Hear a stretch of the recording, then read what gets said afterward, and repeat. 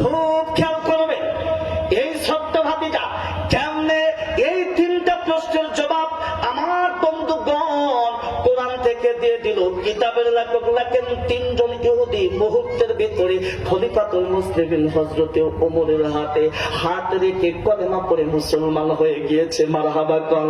আমি বলবো বন্ধুগণ একটু সামনে আগায়।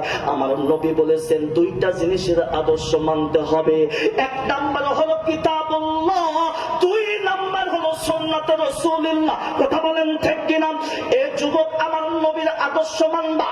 আজকে তুমি কত আমার বন্ধুগণ ইহুদি খ্রিস্টানদের আদর্শ মানো, এখন পর্যন্ত আমার নবীর তুমি চিনো নাই। আমার নবীর আমার বন্ধুগণ বরত্ব সম্পর্কে তোমার জানা নাই।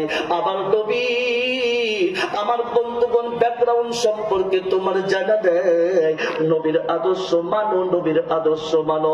একটা আদর্শ যদি তুমি কবরে নিয়ে আসতে পারো, মদিনাওয়ালা বলে মান আহাব্বা সুন্নতি ফাকাদ আহাব্বানি ওয়া মান আহাব্বানি কানা মাই ফিল জান্নাহ।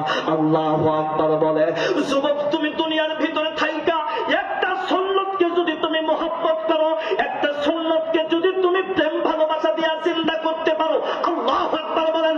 নবী বলে ওই যুবকের সঙ্গে আমার হাসর নাসর হবে, ওই যুবক আমার সঙ্গে জান্নাতের ভিতরে যাবে। বলেন তো বাবা আমরা নবীর সঙ্গে জান্নাতে যেতে চাই কি চাই না? কথা বলে। কিন্তু বন্ধুরে আমাদের এলাকার ভিতরে কিছু যুবক আছে এরা নবীর আদর্শ মানতে চায় না। কথা বলেন ঠিক কিনা? এই তো কয়েকদিন পূর্বে বিশ্বকাপ টুর্নামেন্ট অনুষ্ঠিত হলো।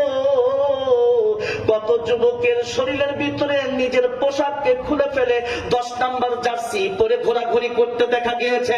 কথা বলেন ঠিক কিনা? নিজেও পরেছে সন্তানের জন্য 10 নাম্বার জার্সি নিয়ে এসে সন্তানের শরীরের ভিতরে দিয়া